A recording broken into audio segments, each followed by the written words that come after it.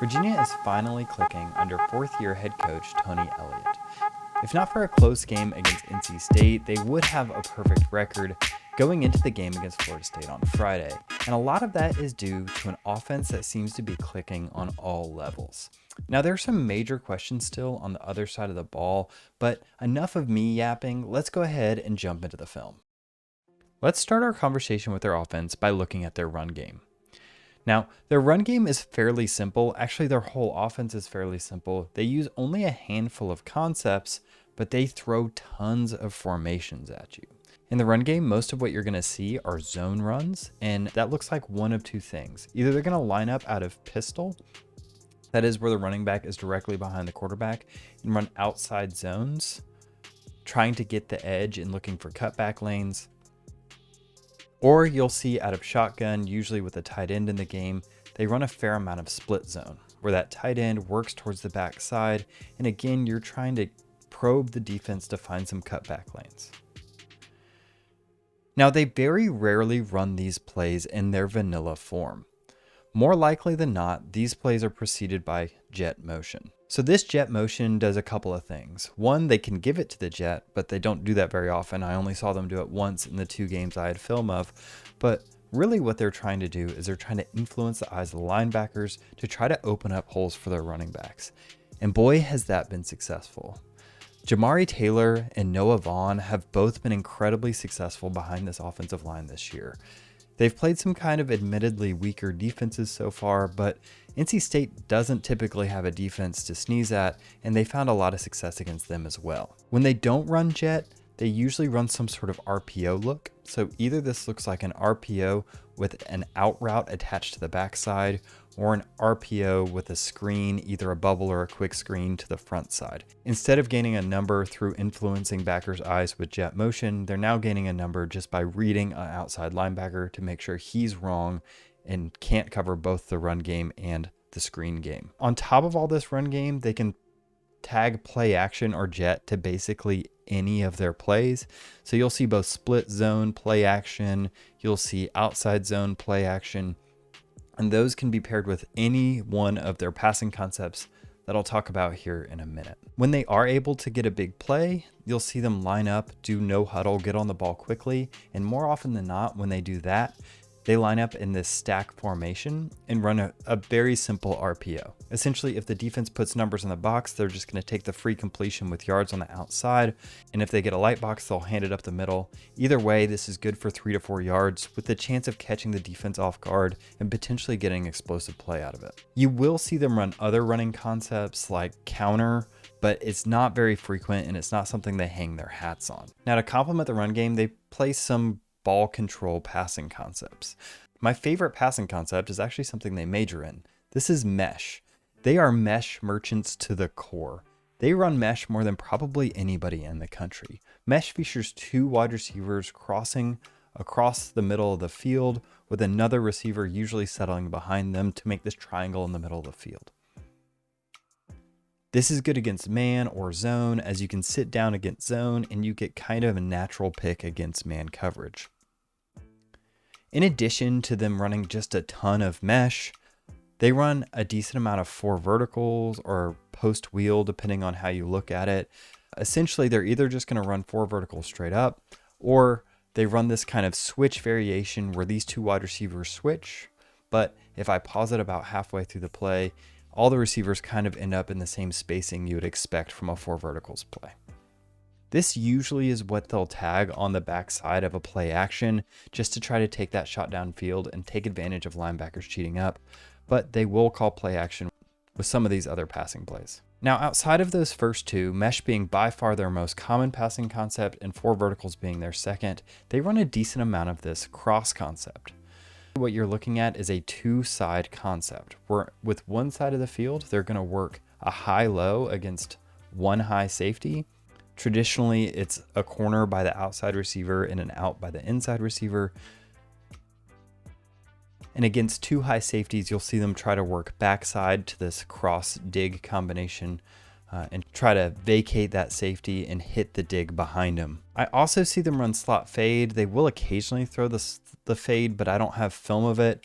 More often than not, though, they will throw this underneath and take advantage of any sort of corners that might be dropping, expecting 4 verticals.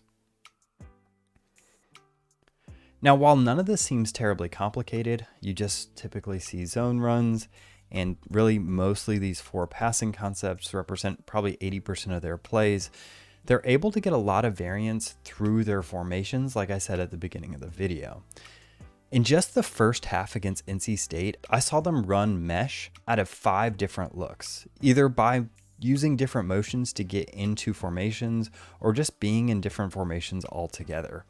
To add a cherry on top, when I watched the Coastal Carolina game, they ran mesh out of a completely different look that I hadn't seen in the entire NC State game.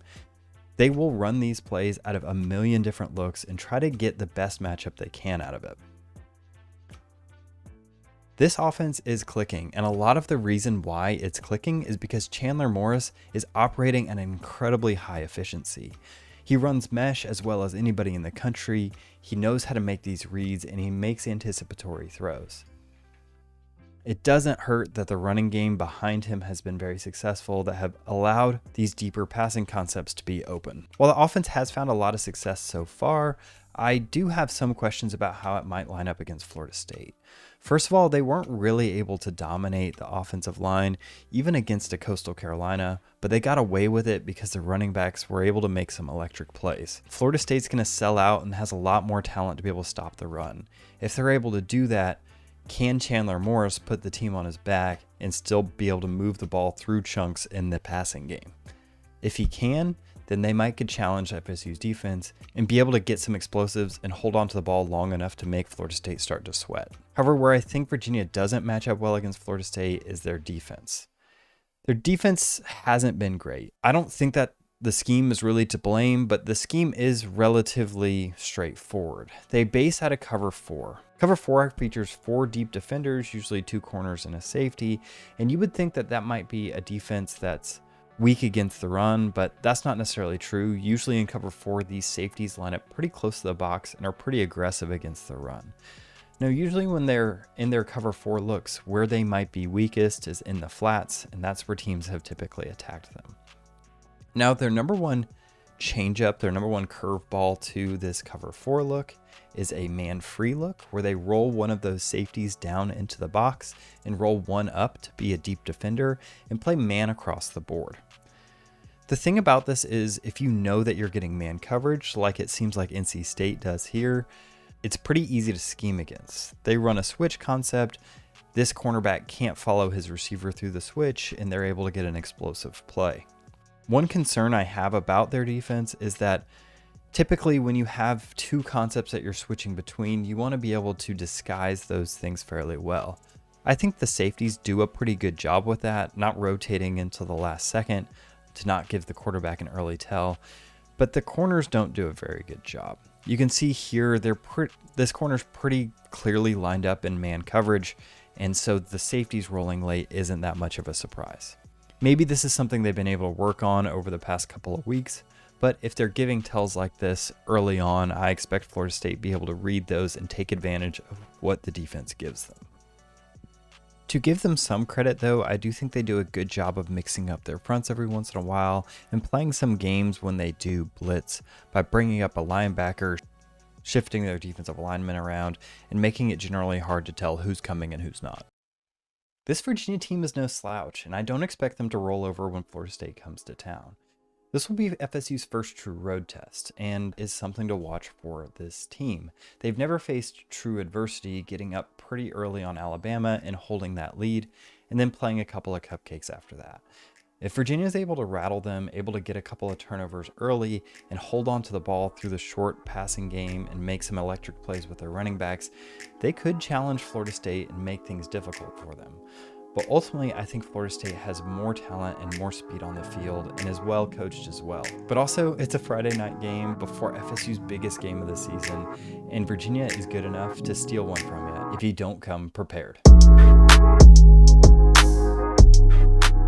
Thanks for watching. If you're a Virginia fan, thanks for stopping by. Please share this with other people that you might know that might enjoy it.